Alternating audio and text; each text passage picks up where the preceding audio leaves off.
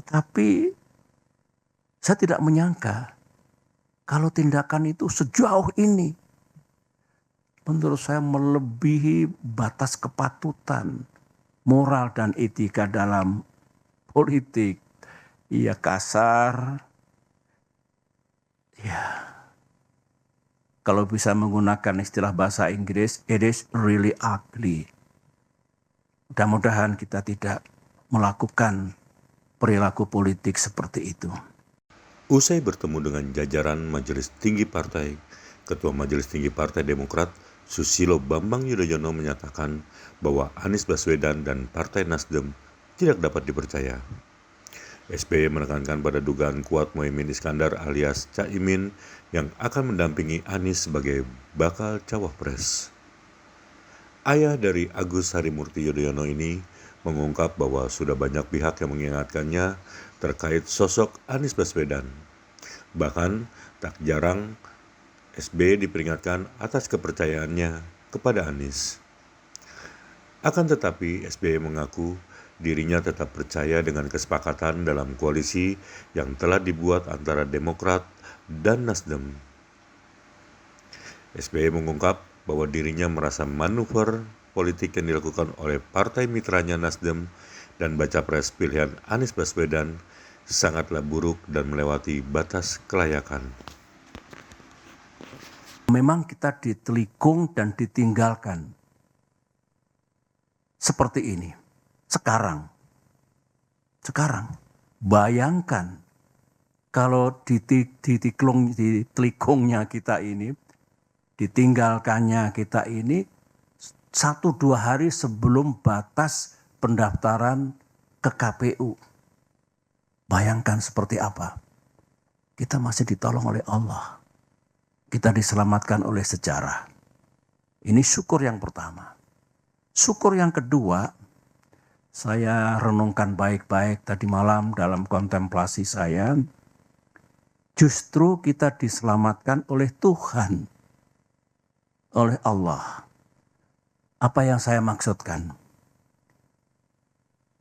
Kita tidak diizinkan oleh Allah untuk mendukung seseorang dan untuk bermitra dengan orang yang lain yang kalau kita teladani akhlak pemimpin besar bagi yang beragama Islam, akhlak Rasulullah, ya.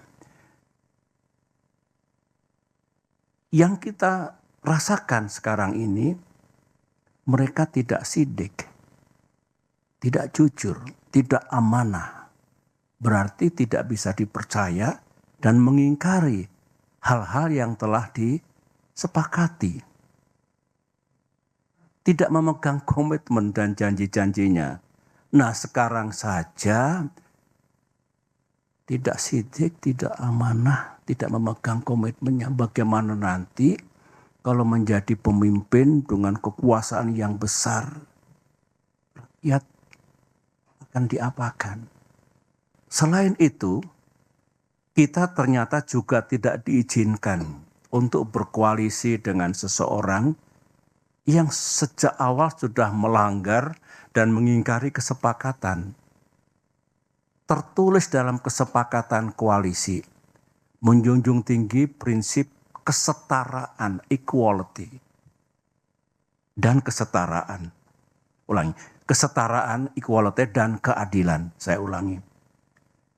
Bayangkan kalau di masa depan kita punya mitra koalisi yang tidak tunduk, tidak patuh pada kesepakatan yang kita buat bersama. Apalagi kalau mendikte, mengatur yang lain, termasuk capres, memaksakan kehendak, dan tidak menganggap yang lain, saya kira bukan itu koalisi yang hendak kita bangun. Ya, sebetulnya kalau jujur ya, saya pun tidak menyangka atas terjadinya kejadian itu 3 hari yang lalu itu.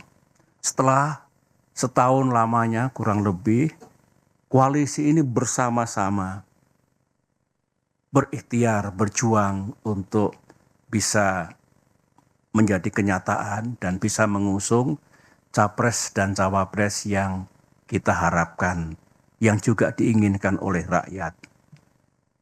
Tiba-tiba terjadilah peristiwa 3 hari yang lalu itu. Kalau saya harus berterus terang, sebetulnya saya tidak naif ya. Saya juga mengerti politik. Saya pernah menjadi capres 2 kali. Saya pernah bersama-sama membangun koalisi dengan mitra.